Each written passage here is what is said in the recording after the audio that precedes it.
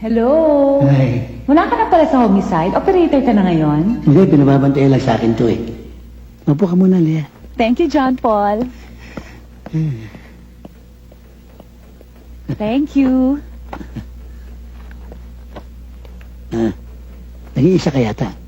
Wala kasi ang daddy nasa kantin kumakain. Ah, mabuti naman. Walang sumusunod sa Doberman. Wala naman ka na yung aso Tatay mo, mahigpit pa sa aso. Kanya tuloy, hindi na kita nakakausap eh.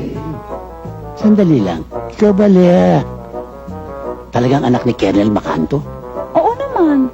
May kamalasan ka rin, ano? Dahil, maganda siguro nanay mo. Ay, ubod talaga ng ganda, mami. Ubod ng ganda. Doon ka nagmana. Dahil kung nakamukha mo ang tatay mo, magmumukhang lukot na tsampuy ka. John, Dahil ikaw, maganda ka pa kay Talia. wow. Ang tatay mo, mukhang tuliya.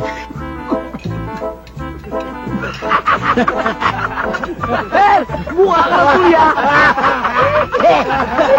Mukha mo mukhang tao! Kaya palagay ko ito ng timing.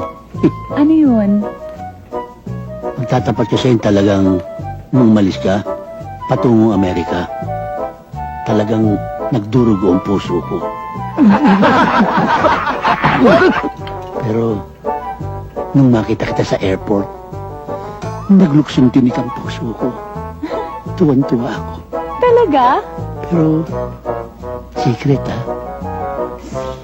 Huwag mo sasabihin sa tatay mo. Tandaan nyo ha!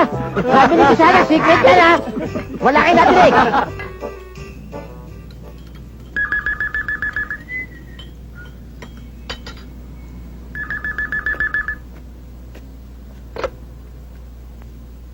Hello? Hello? John Paul? Si Leia to. Alam mo, buo na ang araw ko dahil nadinig ko na ang boses mo. Ang ganda pala ng boses mo sa telepono, John Paul. Oo naman. Mas maganda ang boses mo. Siya nga pala, John Paul. Kaya ako tumawag sa'yo kasi gusto ko sana magpasama. Doon ba mag-shopping ba sa mall? Shopping? Bukas? Anytime. Maski sa dulo ng daigdig. Siya nga pala. Huwag mong paalam sa tatay mo ito, ha? Unggoy!